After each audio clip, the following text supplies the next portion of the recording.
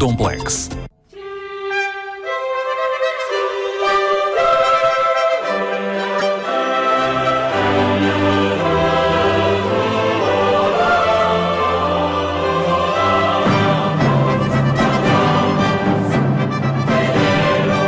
Igreja da Misericórdia, Viana do Castelo.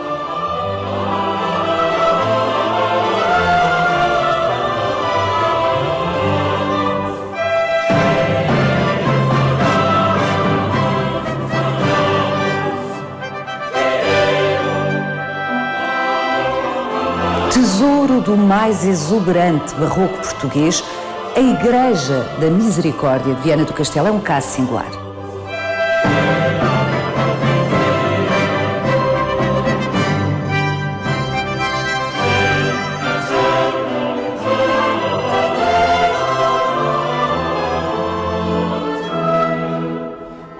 Construída em muito poucos anos, concebida de raiz como obra de arte total, fala-nos de um tempo em que o Porto era vibrante, a vila próspera e as pessoas acreditavam no futuro.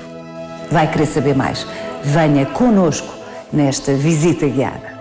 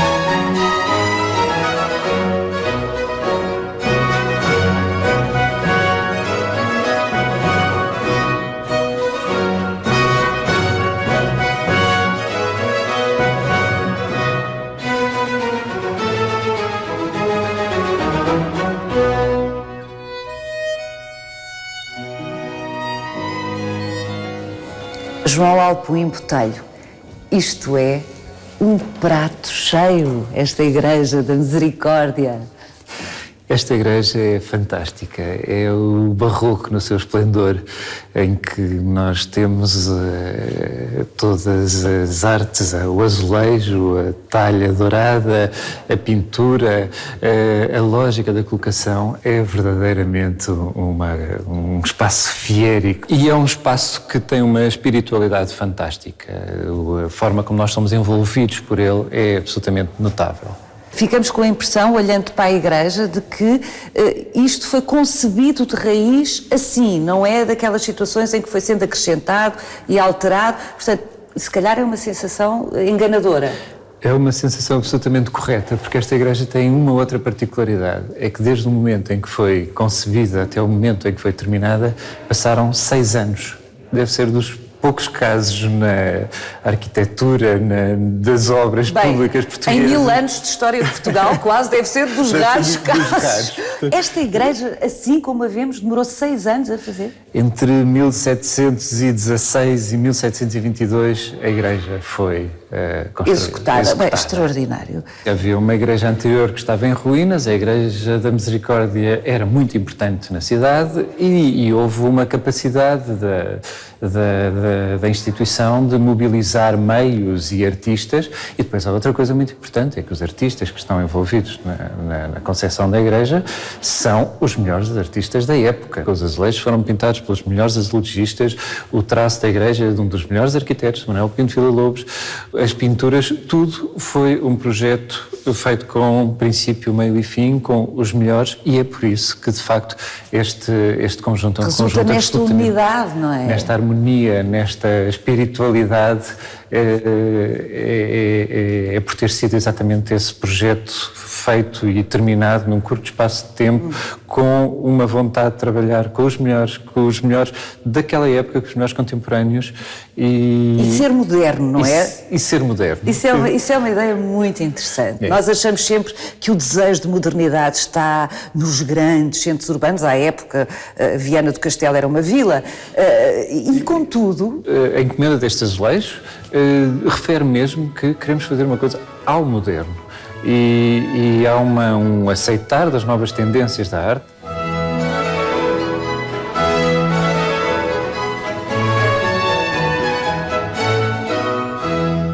Não foram poupados esforços nem meios para produzir esta peça, em que todos os sentidos devem ser convocados para a máxima comoção, que era exatamente o que o barroco pretendia. Eu sugiro que vamos conversar agora com um músico, um organista, Diogo Zão, que vai mostrar-nos e falar-nos deste órgão. Diogo, este órgão é contemporâneo da obra desta igreja. Sim, efetivamente fez parte do programa da igreja. Foi um órgão encomendado ao mestre organeiro Padre Manuel Lourenço da Conceição, o mestre organeiro do Porto, que era um dos organeiros da nossa praça. Portanto, é um órgão produzido aqui na Península Ibérica, não veio do norte da Europa. Exatamente. É um órgão nosso, do nosso tem as características próprias de um órgão ibérico, portanto, que eram, na altura, entre os séculos XVI e XVIII, essencialmente eram estes os órgãos, as características básicas dos órgãos, digamos, ibéricos eram semelhantes, embora cada órgão é um órgão e tem a sua particularidade. Qual é a particularidade deste? É assim, eu diria que há muitas características, obviamente, semelhantes a outros órgãos, e eu destacaria até enquanto intérprete e comparativamente com outros órgãos, onde tenho a oportunidade de tocar, a qualidade tímbrica e o equilíbrio sonoro. Obviamente que também não é alheio a esta questão um bom restauro, do qual foi o caso aqui, não é? Exatamente, o mestre Dinarte Machado, e obviamente também contribui para esse resultado, mas não só, obviamente também a qualidade do instrumento, na sua origem, tem que existir, porque senão depois não há milagre. E então, o que é que o Diogo vai interpretar para nós? Sim. Proponho interpretar um tento de registro alto de quarto tom, dizia um compositor espanhol, Bartolomeu de Olagué.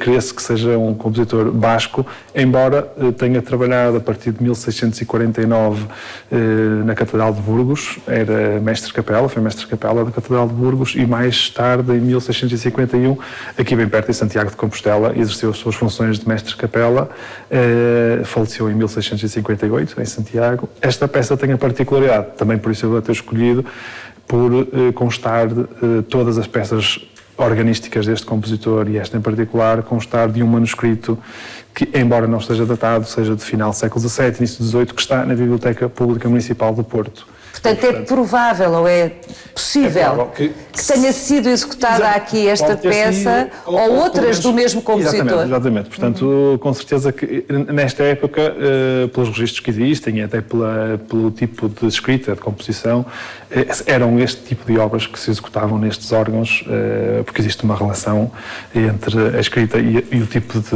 de órgão enquanto instrumento. Muito bem, então vamos reproduzir aqui, João, com o Diogo, o ambiente quase total. Falta o sentido do olfato. Temos que pensar incenso. A experiência total, agora com a música. Ok.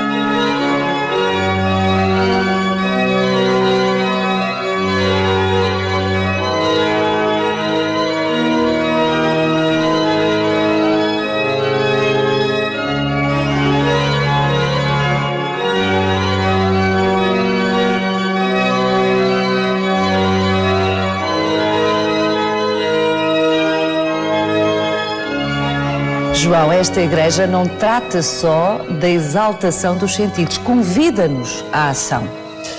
Sim. A mexermos-nos, a fazermos coisas. Exatamente. Há uma intenção neste programa de chamar a atenção para as pessoas de que é importante praticar as 14 obras de misericórdia, que estão divididas em 7 espirituais e 7 corporais, e que seria uma espécie de assistência social na época, e toda esta igreja nos convida a praticar essas obras de misericórdia. É muito clara a intenção de chamar, de nos chamar à prática das obras de misericórdia. É preciso não nos esquecermos, não é demais sublinhar, estamos numa igreja da Santa Casa de Misericórdia de Viana do Castelo, aliás, criada aqui cerca de 20 anos depois da Rainha Dona Leonor ter fundado a Santa Casa da Misericórdia em Lisboa. Sim. E, portanto, no século XVI aqui foi fundada também a Santa Casa da Misericórdia, e estas 14 obras de misericórdia que aqui estão representadas têm essa intenção pedagógica.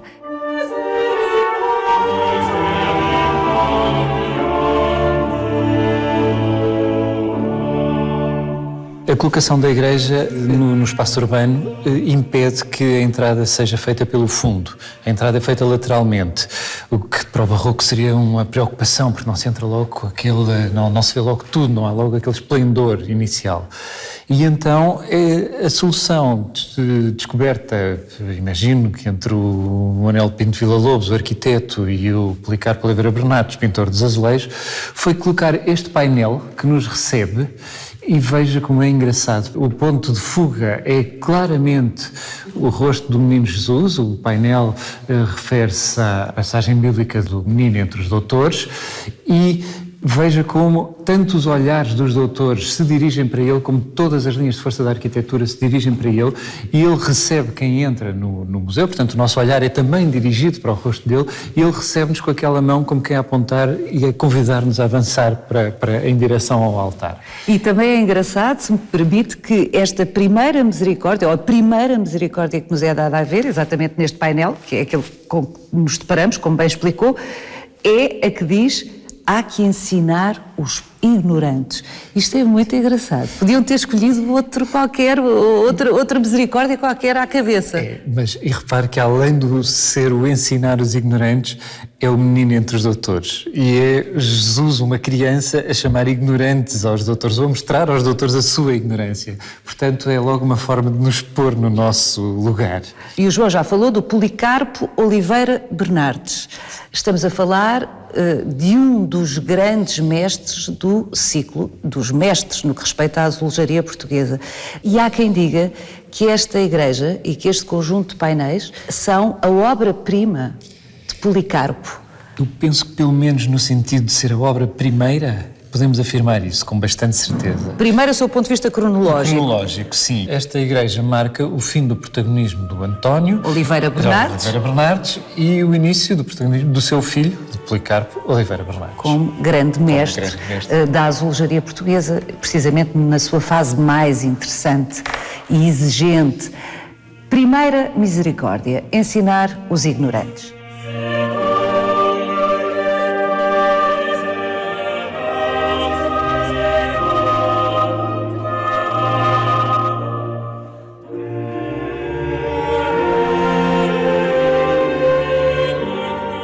O programa desta igreja tem algumas coisas muito rigorosas. Uma delas é a hierarquia dos espaços. E o lado direito em relação ao altar, que liturgicamente é o lado do Evangelho, da Palavra do Senhor, sendo o lado esquerdo o lado da Epístola, onde está a palavra escrita pelos homens, portanto menos importante, e a Igreja respeita essa hierarquia. E então do lado direito estão as obras de arte espirituais, que são as mais importantes. Nós somos recebidos pelo ensinar os ignorantes. E seguimos, por cima temos... E por cima temos o consolar os tristes. Todas as obras de misericórdia são ilustradas por passagens bíblicas, e o Consolar os Tristes é o episódio da vida de Job. Job era um homem muito rico e que Deus quis pôr à prova a sua fé e retirou-lhe todas as riquezas e retirou-lhe a saúde, inclusivamente. E Job manteve-se fiel à sua fé. E isso é representado neste painel e é representado de uma forma muito engraçada porque há aqui uma simultaneidade de acontecimentos, porque nós, do lado esquerdo, vemos o Job a ser consolado pelos seus amigos e do lado direito vemos todas as catástrofes que teriam acontecido antes para que houvesse lugar a esse consolo. Então vemos os seus animais a serem roubados, a sua casa a arder e vemos o seu património sob ameaça e a desaparecer. Exatamente. E tem ainda, eu acho que estes pequenos pormenores são muito engraçados, esta ponte no meio que liga estes dois mundos e que também nos dá uma dimensão de uma espacialidade muito maior, mas a ponte liga estes dois mundos e cria uma relação. Estes recursos tão criativos destes pintores da azulejaria portuguesa são fantásticos. São fantásticos, exatamente. Mas aqui no fundo temos também o dar bom conselho. E aqui começa já uma das outras particularidades muito engraçadas. É a conversão de São Mateus. São Mateus era um cobrador de impostos, um homem odiado, e então é representado a uma mesa a fazer as suas contas, as suas contabilidades, e Jesus entra ao fundo e chama-o para vir com ele e para se tornar um dos seus seguidores. E é muito engraçado que a referência ao dinheiro acontece muitas vezes nesta igreja. Olhar para os outros através dos bens monetários. Materiais. Aqui temos o castigar os que erram, e castigar os que erram, mais uma vez, faz uma referência a esta questão dos valores. Parece-me um pouco misericordioso castigar os que erram. Bom, há também uma parte didática, mas a próxima obra de misericórdia é o perdoar as injúrias. Portanto, nós também podemos escolher qual das duas misericórdias praticar. Exatamente. Mas estava a dizer também que aqui, mais uma vez, a passagem bíblica é retirada do livro dos Macabeus, em que havia um tesouro no templo de Jerusalém que tentaram roubar. E esse tesouro era destinado à ajuda aos órfãos e às viúvas. E então, esta representação é uma representação feita por 3 anjos, 2 anjos que estão a flagelar o homem que queria roubar o tesouro e um terceiro a cavalo. Esta representação de 3 figuras representa a Divina Trindade, portanto representa Deus, então é Deus a castigar o homem que quis roubar esse tesouro que era destinado ao consolo dos mais vulneráveis. Exato. Portanto, novamente o dinheiro, não é? Novamente o dinheiro e novamente uma instituição que cuida dos mais desprotegidos. Continuando, vamos aqui aproximar e vamos ver o sofrer com paciência as fraquezas do nosso próximo. A passagem bíblica é o episódio da mulher adúltera, quando levaram a mulher adúltera junto de Jesus para ser apedrejada, e Jesus diz: quem nunca pecou, que atire a primeira pedra. Há aqui 2 pormenores muito engraçados neste painel. Por um lado, a representação não é esse confronto, quando Jesus é confrontado com essa provocação, no fundo. É o momento em que Jesus já disse isso e se inclina para escrever no chão. E é aquele mistério, o que é que ele escreveu nessa altura? E ficamos também a pensar o que é que está a escrever. E mais uma vez, há esta graça de um dos doutores que estavam presentes e que estavam a fazer esta provocação é representado com uns óculos. Eu gosto imenso de ver isso, é tão surpreendente, não é? É muito engraçado. Aliás, ali atrás, numa tábua de talha dourada, também há uma representação de um homem com os óculos. E também há uma cena bíblica, que é isso eu nunca tinha visto, confesso. Naquele caso é uma circuncisão e, bom, os óculos, como sabes, ajudam a dar uma de seriedade às situações.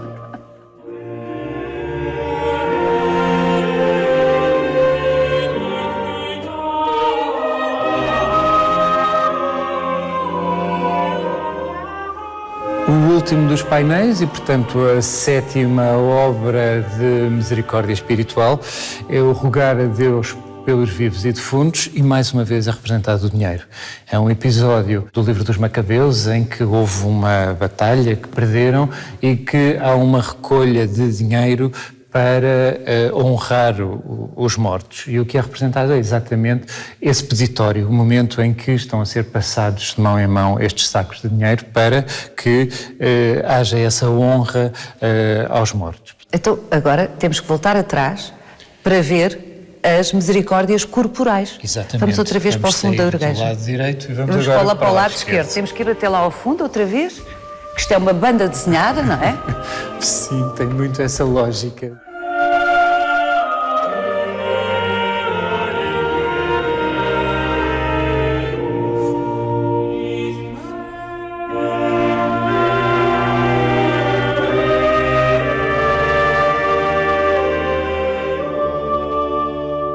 Enterrar os mortos é uma das obras de misericórdia corporais. Aqui já não se refere ao espírito e à parte religiosa, mas à parte mais terrena da existência humana e, neste caso mesmo, à questão da morte. O episódio representado, o episódio retirado do livro de Tobit, que estava exilado em Nínive, e o rei não deixava que os judeus fossem enterrados e atirava-os para fora das muralhas. E o Tobit ia lá e enterrava-os, e é isto que está representado neste painel. O outro painel é o remir os cativos. Remir os cativos que nós hoje transformamos em visitar os presos. O episódio é a passagem do Mar Vermelho e, mais uma vez, é uma composição fantástica, porque vem o faraó com um turbilhão de guerreiros à volta dele e em que o mar já se está a fechar, portanto nós vemos toda esta confusão de horror. E os cavalos, é incrível. Os cavalos, esta amálgama, não é? E isto pintado em azulejo, não é? Isto não é azulejo, que tem de ser um traço único, não pode ser um traço retocado.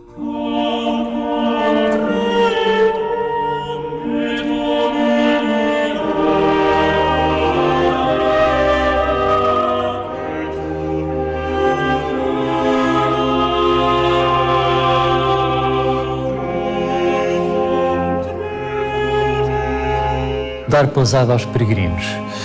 Mais uma vez tem a ver com a necessidade que as pessoas tinham de circular, de se movimentar. Não havia rede de hotéis, não havia. Portanto, o acolher os outros, a importância de acolher os outros. E a cena bíblica é quando Deus aparece a Abraão dizendo-lhe que vai ser pai. E que ele tinha 90 anos e a sua mulher Sara ele tinha 100 e a mulher tinha 90 anos e, portanto, seria absolutamente impossível isso acontecer, e há esta alegria.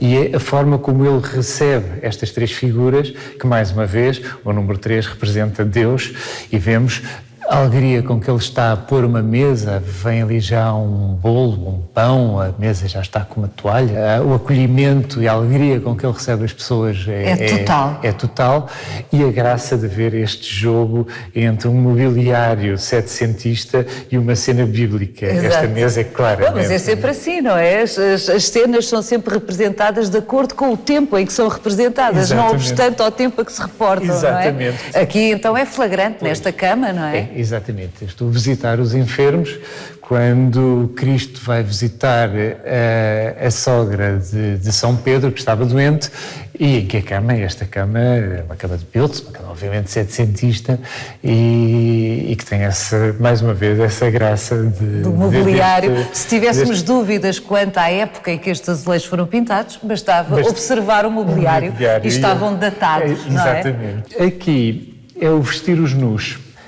O episódio bíblico é o regresso do filho pródigo, e mais uma vez aqui um jogo, uma vontade de contar muita coisa num só painel, porque nós vemos o filho pródigo a ser recebido pelo pai, portanto o filho pródigo que pediu ao pai a sua herança em vida e que esbanjou, e depois quando se sentiu que desesperado voltou ao pai e o pai acolheu-o, e então o pai está a recebê-lo de braços abertos, e aquela figura do lado esquerdo já traz uma túnica para o vestir, e esta é a obra de misericórdia, e ao mesmo tempo lá em cima já vemos o vitelo gordo que vai ser morto para esta alegria do reencontro, e também há ali aquela figura do irmão mais velho, o tal que nunca não está nada bem disposto, não está nada bem disposto. Nada bem disposto com isto. E as duas últimas é o dar de comer a quem tem fome e dar de beber a quem tem sede.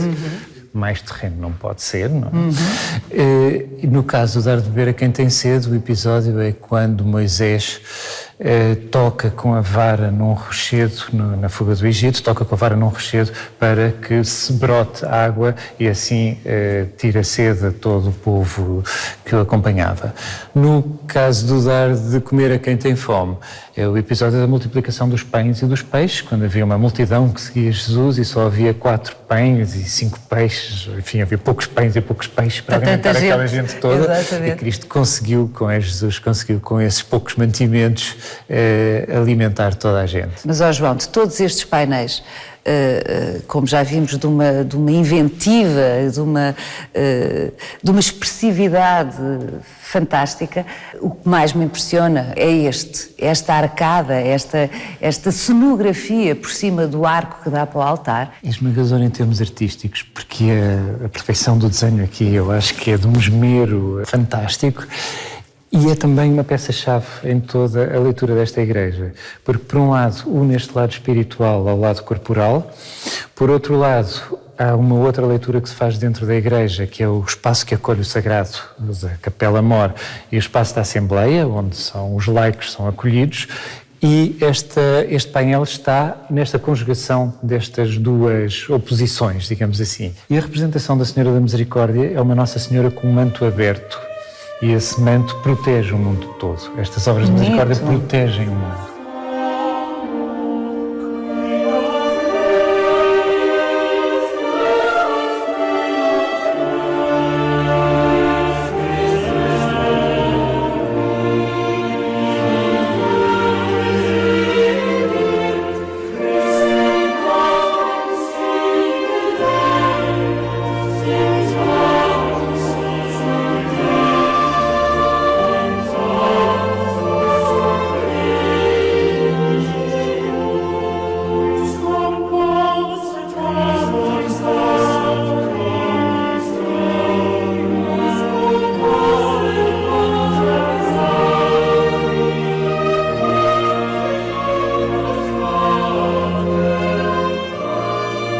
Aqui na Capela Mor nós temos a representação das cenas da vida de Maria e de Jesus e mais uma vez respeita-se esta lógica do lado esquerdo ser o lado mais terreno e o lado direito o lado mais espiritual.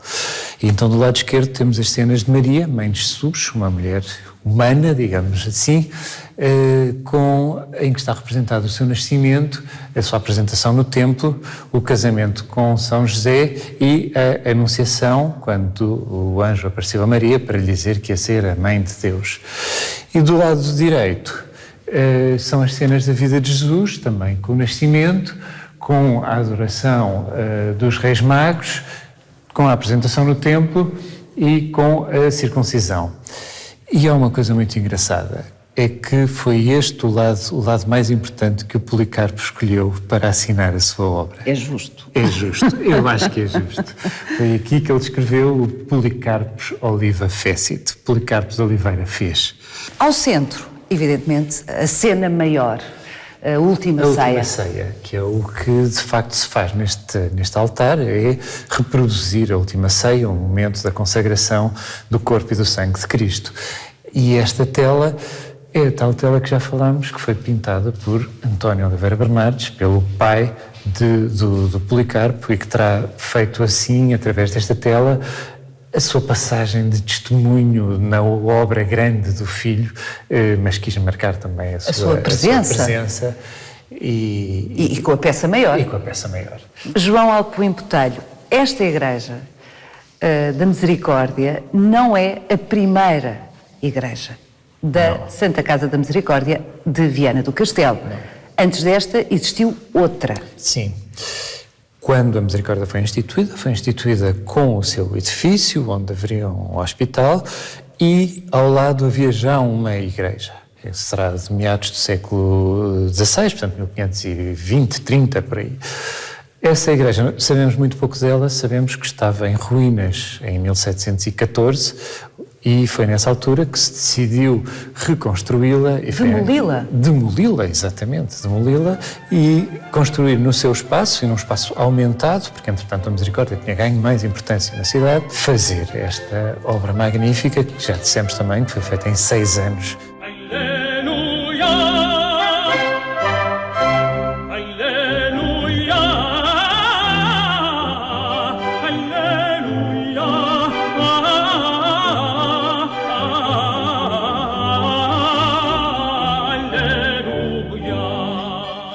João Manuel Pinto Villa-Lobos, o arquiteto desta peça, que de resto não é muito complexa sob o ponto de vista da arquitetura, há que dizer, não é? É relativamente simples, mas é um arquiteto importante.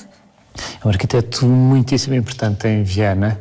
Ele fez uma renovação urbana, porque exatamente era uma altura em que o ciclo do ouro permitiu a entrada de dinheiro e havia uma escola de desenho em Viana, fundada pelo Miguel de Leschol, de quem ele foi discípulo, e o Manuel Pinto Villa-Lobos fez uma série de renovações na cidade e realmente muito da paisagem urbana, dos edifícios mais bonitos devem-se a Manuel Pinto Villa-Lobos. Ele, neste caso, fez exatamente isso. Construiu uma igreja com uma enorme simplicidade em termos da arquitetura, mas, por exemplo, foi ele quem também desenhou os retábulos e as caixas dos órgãos. Portanto, ele não se ficou só pela caixa branca, como diríamos hoje, né, em termos das modernas exposições, mas fez também essa parte peças maiores dentro da igreja, sim, não é? E decorativas, porque exatamente dentro dessa lógica da obra de arte total, a decoração e a arquitetura estavam muito misturadas. E a pintura, João? A pintura é absolutamente exuberante. Este teto faz essa ligação, não é? E dá-nos também mais um elemento de cor que juntamos a este... Ouro sobre azul. Ouro sobre azul, exatamente. Este ouro sobre azul. É um teto pintado ao grotesco, como era gosto na época, em que são colocadas estes medalhões centrais, com cenas da vida de Nossa Senhora, com a fuga para o Egito, com o adormecimento, ou seja, com a morte de Nossa Senhora, com a sua assunção ao céu e depois com a sua glorificação. E forma que o enquadramento destes medalhões são todos estes florões, estes festões, esta alegria com os putti que brincam no meio das grinaldas.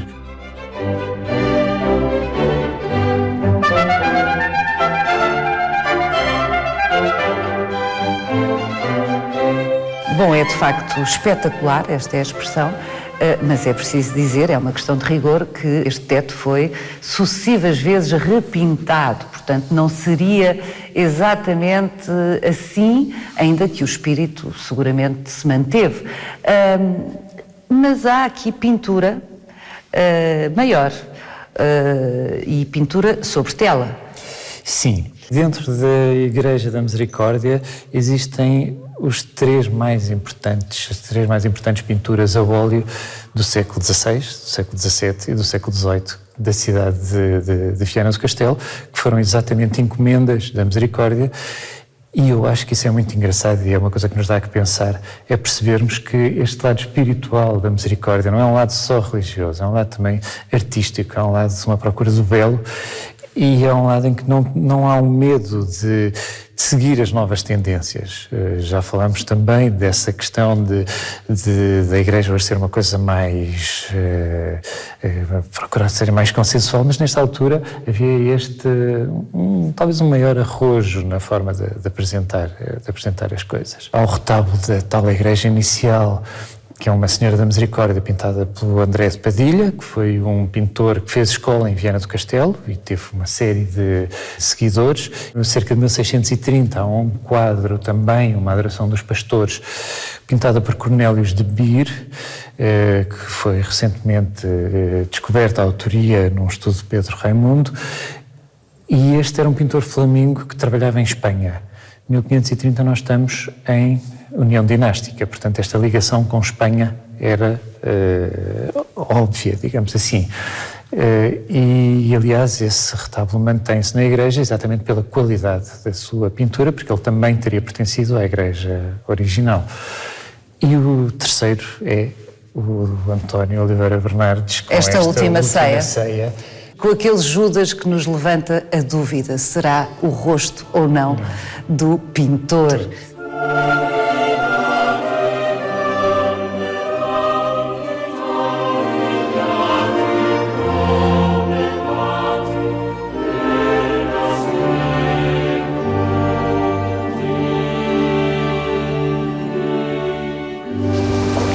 João, é incrível pensar que este chafariz, deste tamanho, lindíssimo de resto, é do século XVI. Não é uma escala a que eu, pelo menos, associo o século XVI, costumam ser as peças mais atarracadas, mais pequenas, não é? Era também um sinal do poderio, do progresso que existia na cidade nessa altura, porque o chafariz faz parte aqui de um conjunto de 3 edifícios que foram construídos no século XVI, numa altura em que Viana saiu das muralhas. Viana tem uma particularidade, é que sabemos a data de nascimento. Foi o dia 18 de junho de 1258, em que foi criado por Foral. Não é uma cidade que foi crescendo, foi criada naquela altura pelo Dom Afonso III. E foi criada para aproveitar as condições da foz do rio e foi criada como uma vila de mariantes. Foram feitas as muralhas, a cidade cresceu dentro das muralhas e a certa altura as muralhas não chegavam. A cidade extravasou as muralhas e isso coincide com o início do século XVI, com 1500 e pouco. O primeiro edifício que foi construído foi o edifício dos Passos do Conselho, do Senado, que é este edifício que nós temos aqui em frente, com este ar ainda pesado, medieval quase, um castelo também muito bonito. E que é logo do início, 1503, 1505. Portanto, a Câmara Municipal. A Câmara Municipal, exatamente. E muito simbolicamente fora das muralhas, a mostrar a necessidade que a cidade tinha, que a vila tinha de progredir, de crescer.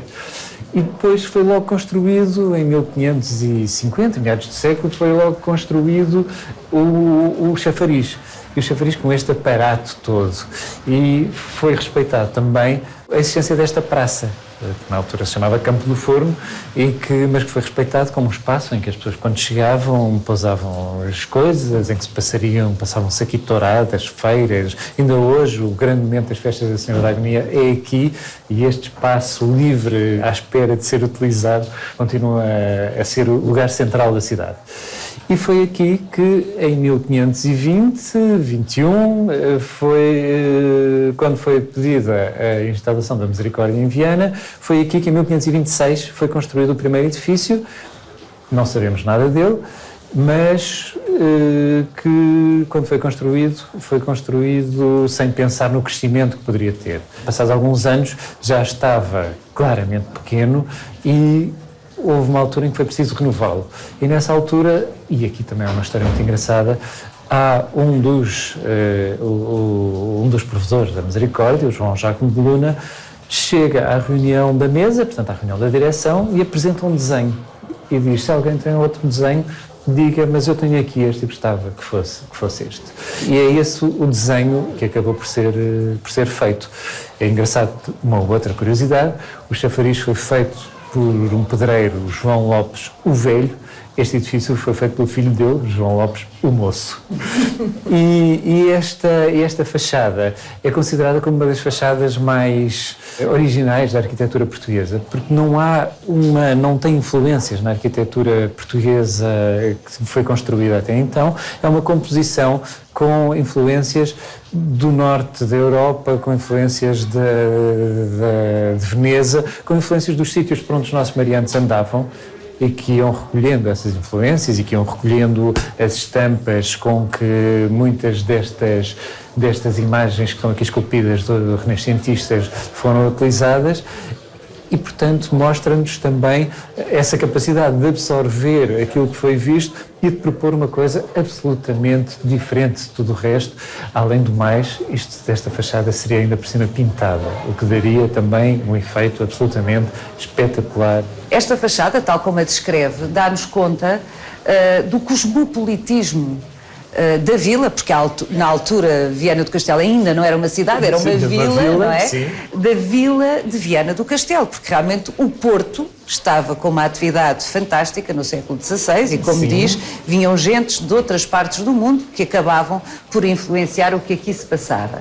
E também davam muita riqueza à cidade, porque por mais gosto que se tenha e vontade, se não houver dinheiro, não se faz, não é? Exatamente.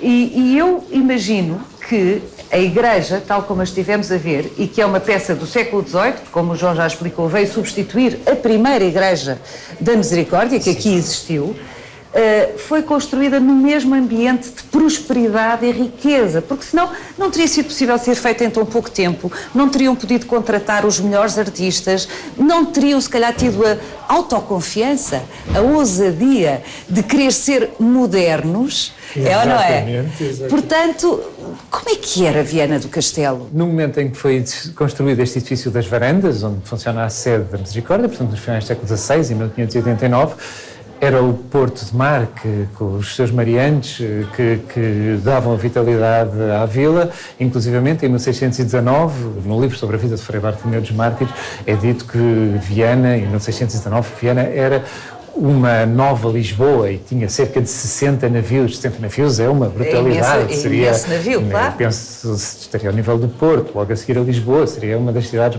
uma das vilas mais importantes do país e, portanto, era esse fervilhar de atividade que fez com que este edifício das Varandas fosse construído. A igreja surge num segundo ciclo de prosperidade ligado ao ouro do Brasil.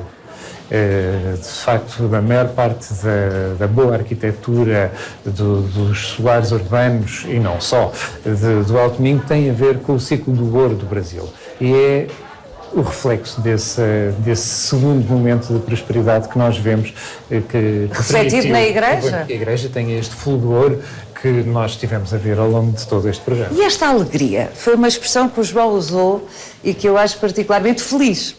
Enfim, a alegria é uma ideia feliz. E é feliz aplicada a esta igreja, porque aquelas cores, até a própria escala da igreja, não é? Sobredecorada, mas sem ser opressiva. É de facto uma alegria que nós tradicionalmente estamos habituados a associar ao Minho, que é engraçado. E que eu penso, por exemplo, nos trajes tradicionais, minhotos, os mais ricos do país. Essa ideia é muito engraçada, porque eu acho que há uma mesma lógica de alegria que liga, porque as imagens do Minho são sempre uma imagem de fertilidade, dos campos verdes, das vinhas que crescem, das festas, dos foguetes, dos sons. Há sempre essa imagem associada ao Minho, que não é uma coisa que nasceu agora, é uma coisa que vem de trás, e é por isso que o barroco é tão bem aceito. E há esta imagem do barroco, nós não vamos dizer que há uma ligação entre os trajes regionais, os trajes de lavradeira e este barroco, mas há uma ideia de alegria, essa ideia de exuberância. E também é possível que, enfim, linguagens mais eruditas acabem por contaminar a cultura popular. A história da arte não vive independente das pessoas. Com certeza. E o que eu penso é que terá havido depois uma apropriação popular deste gosto do barroco e que se vê nas decorações das festas, nas arquiteturas efêmeras e vê-se nos trajes. O traje é muito provavelmente uma interpretação popular de trajes eruditos barrocos.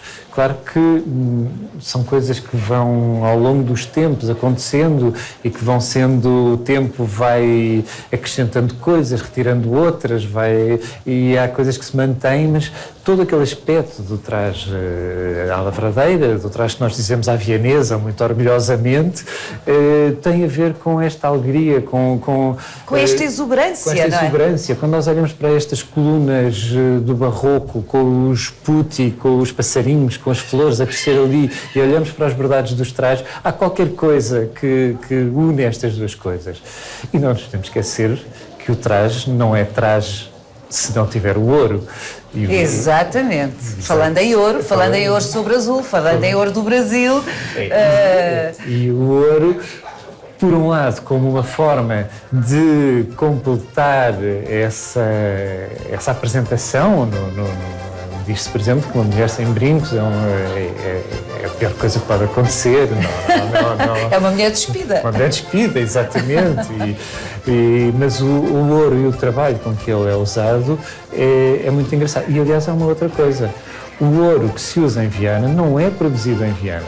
É produzido em Gondomar, é produzido na Póvoa de Lanhoso, mas é em Viana, e nesta zona mais litoral e mais alegre ainda, que ele vai ser depois utilizado.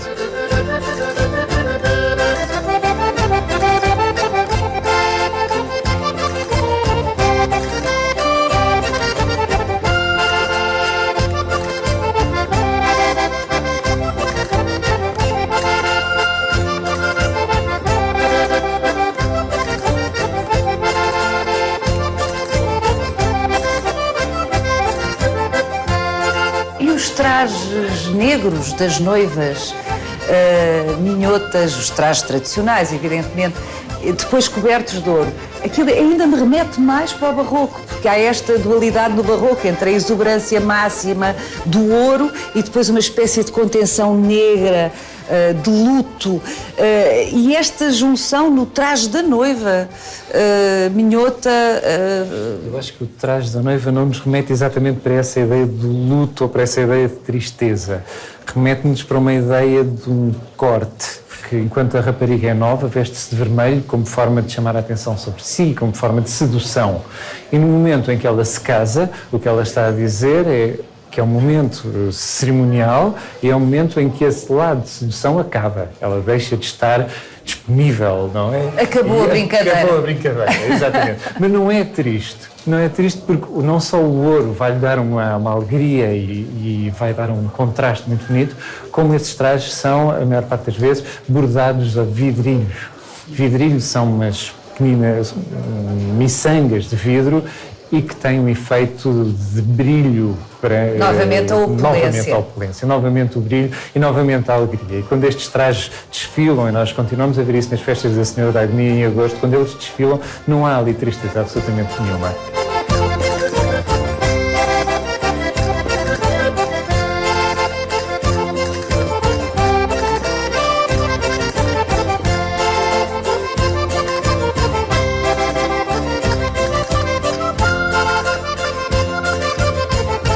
Siga-nos no nosso sítio e na nossa página de Facebook, onde encontra este e os outros episódios do Visita Guiada.